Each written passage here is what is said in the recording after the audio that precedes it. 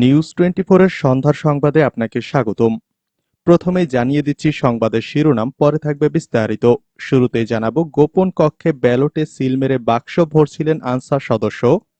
এরপরে জানাবো, প্রিজাইডিং কর্মকর্তাকে লাঞ্ছিত করলেন নৌকার প্রার্থী, ব্যালট ছিনিয়ে নৌকায় সিল। থাকছে জাল ভোট দিতে বাধা দেয়ায় আওয়ামী লীগের দুই পক্ষের সংঘর্ষ। জানাবো, বেগমগঞ্জে কেন্দ্র দখলের চেষ্টা, প্রার্থী সহ গুলিবিদ্ধ 5। থাকছে শরীয়তপুর সদরে স্বতন্ত্র প্রার্থীর বাড়িতে হামলা ভাঙচুর, ম্যাজিস্ট্রেট সহ আহত 12। রয়েছে কুমিল্লায় নির্বাচনী সহিংসতায় নিহত 1। এছাড়া থাকছে বাংলাদেশে গণতন্ত্র সম্পূর্ণ ধ্বংস হয়ে গেছে মন্তব্য সেলিমা রহমানের।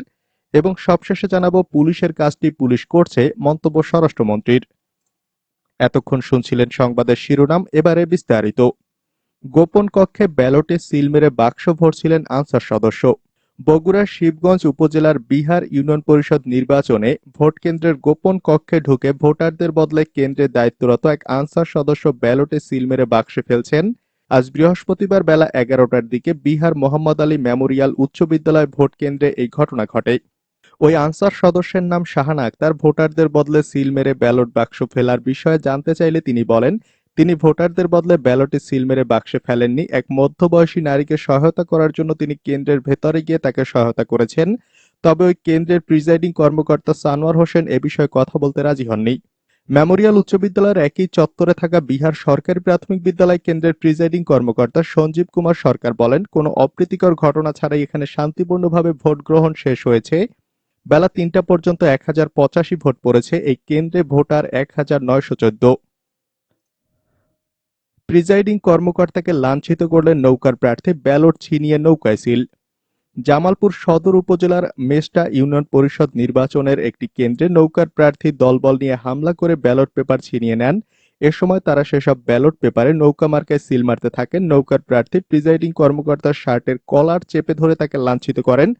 খবর পেয়ে আওয়ামী লীগের বিদ্রোহী প্রার্থীর কর্মী সমর্থকেরা সেখানে এসে ব্যালটে সিল মারতে বাধা দিলে দুই পক্ষের সংঘর্ষ বাধে। এ সময় 4টি ব্যালট বাক্স ভাঙচুর ও ছিনতাই করা হয়। এতে উভয় পক্ষের 10 জন আহত হন। আজ বৃহস্পতিবার বেলা 1টার দিকে ওই ইউপির বুখুঞ্জা সরকারি প্রাথমিক বিদ্যালয় কেন্দ্রে এ ঘটনা ঘটে। রিটার্নিং কর্মকর্তার নির্দেশে আপাতত এই কেন্দ্রের ভোট গ্রহণ স্থগিত করা হয়েছে। জাল ভোট দিতে বাধা দেয় আওয়ামী লীগের দুই পক্ষের সংঘর্ষ। জাল ভোট দিতে বাধা দেওয়ার ঘটনার জেরে নাটোরে বড়াইগ্রাম উপজেলায় আওয়ামী লীগের মনোনীত প্রার্থী ও দলের বিদ্রোহী প্রার্থী বর্তমান চেয়ারম্যানের কর্মীদের মধ্যে সংঘর্ষে 10 জন আহত হয়েছেন। বৃহস্পতিবার সকালে উপজেলার চান্দাই ইউনিয়নে এ ঘটনা ঘটে। স্থানীয় সূত্রে জানা গেছে, চান্দাই উচ্চ বিদ্যালয় কেন্দ্রের সংঘর্ষে বর্তমান চেয়ারম্যান ও বিদ্রোহী প্রার্থী আনিসুর রহমানের ছেলে পিয়াস, তার অনুসারী তানভীর হাসান শরণ, আতিকুল ইসলাম সম্রাট, জাহিদুল ইসলাম শোভন এবং আওয়ামী লীগের মনোনীত প্রার্থী শাহনাজ পারভিনের কর্মী মানোয়ার সরকার, ফজলুল হক খান ও উমেদ আলী আহত হয়। আহতদের বিভিন্ন হাসপাতালে ভর্তি করা হয়েছে। বেগমগঞ্জে কেন্দ্র দখলের চেষ্টা, প্রার্থী সহ গুলিবিদ্ধ 5। নোয়াখালীর বেগমগঞ্জের আলাইয়াপুর ইউনিয়নে দুই চেয়ারম্যান প্রার্থীর সমর্থকদের মধ্যে সংঘর্ষে আওয়ামী লীগের বিদ্রোহী প্রার্থী সহ 5 জন গুলিবিদ্ধ হয়েছেন। এ ঘটনায় তাৎক্ষণিক 2 জনকে গ্রেফতার করেছে পুলিশ। শরীয়তপুর সদরে স্বতন্ত্র প্রার্থীর বাড়িতে হামলা ভাঙচুর, ম্যাজিস্ট্রেট সহ আহত 12। চিতলিয়া ইউনিয়ন পরিষদের নির্বাচনে স্বতন্ত্র চেয়ারম্যান প্রার্থী সমর্থকদের বাড়িতে হামলার অভিযোগ উঠেছে। আজ বৃহস্পতিবার ইউনিয়নের 8 নম্বর ওয়ার্ডের উপরগাঁও হাসেন দেওয়ান সরকারি প্রাথমিক বিদ্যালয় কেন্দ্রের পাশে সকাল 7টার দিকে এই হামলার ঘটনা ঘটে। এতে নির্বাহী ম্যাজিস্ট্রেট সালমান হাবিব সহ অন্তত 12 জন আহত হয়েছেন এবং 2 জন সদস্য প্রার্থীর বাড়ি সহ 8টি বাড়ি ভাঙচুর করা হয়েছে। আওয়ামী লীগ প্রার্থী জামাল হোসেনের সমর্থকদের বিরুদ্ধে এ হামলার অভিযোগ উঠেছে। কুমিল্লায় নির্বাচনী সহিংসতায় নিহত 1। কুমিল্লার মেঘনা উপজেলার মানিকারচর ইউনিয়ন পরিষদ নির্বাচনের সহিংসতায় মোহাম্মদ শাওন আহমেদ নামের এক ব্যক্তি মারা গেছেন। আজ বৃহস্পতিবার দুপুর 12টায় আমিরাবাদ কেন্দ্রে এ ঘটনা ঘটে। নিহত ব্যক্তির বাবার নাম মোবারক হোসেন। স্থানীয় সূত্রে জানা গেছে, দুপুর 12টায় আমিরাবাদ সরকারি প্রাথমিক বিদ্যালয় ভোট কেন্দ্রের বাইরে আওয়ামী লীগের প্রার্থী জাকির হোসেন ও বিদ্রোহী প্রার্থী উপজেলা আওয়ামী লীগের সহসভাপতি হারুনার রশিদের অনুসারীদের মধ্যে সংঘর্ষ হয়। এ সময় হারুনের সমর্থক মোহাম্মদ শাওন আহমেদের মাথায় গুলি লাগে। এতে ঘটনাস্থলে তিনি মারা যান। তার বাড়ি বলবেরকান্দি গ্রামে। এ ঘটনায় অন্তত 20 জন গুলিবিদ্ধ হয়েছেন।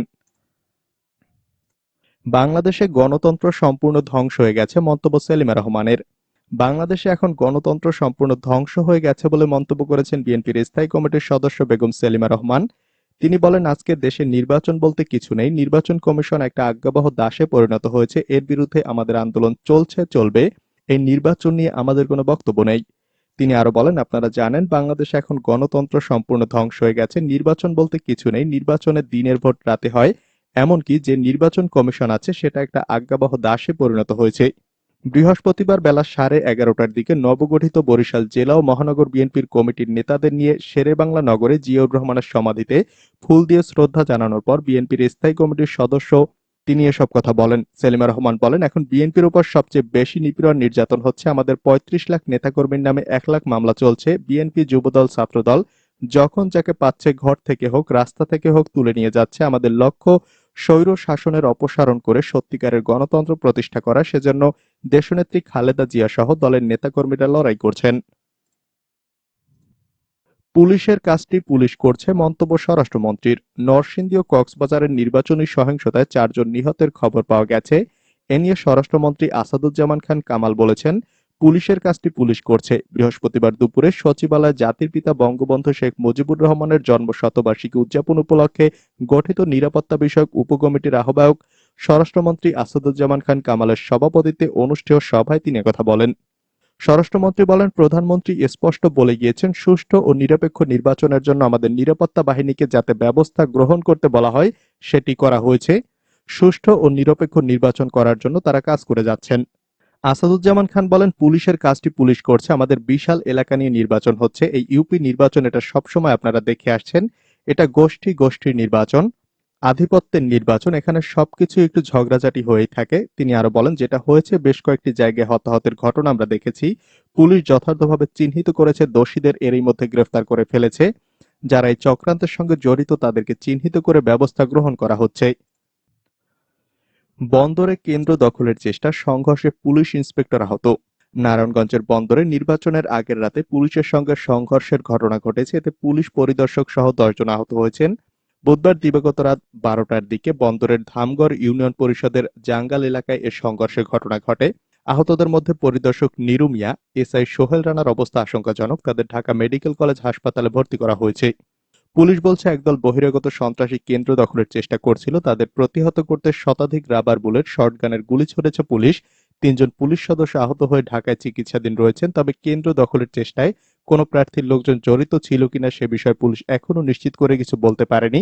তবে পুলিশ ঘটনাস্থল থেকে স্বতন্ত্র প্রার্থী কামাল হোসেনের ৫ সমর্থককে আটক করেছে। গোপন ভোট কক্ষ আর গোপন নেই।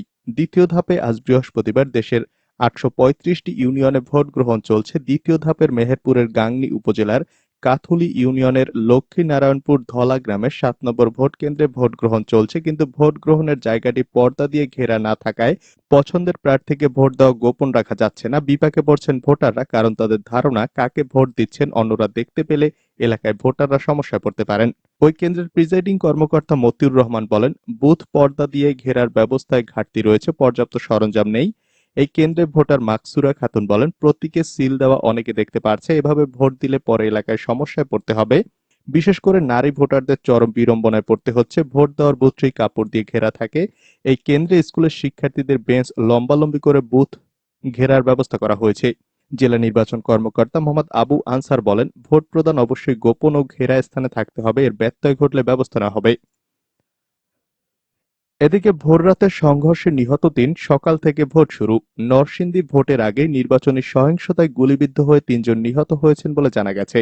বৃহস্পতিবার ভোর ৩:৩০টার দিকে রায়পুরা উপজেলার বাঁশগাড়ী ইউনিয়নে এ ঘটনা ঘটে। এর আগে নির্বাচনী সহিংসতা এড়াতে গতকাল বুধবার দুপুর থেকে রাত ১:৩০টা পর্যন্ত চেয়ারম্যান প্রার্থীদের উপজেলা সদরে আইনশৃঙ্খলা বাহিনীর নজরদারিতে রাখা হয়।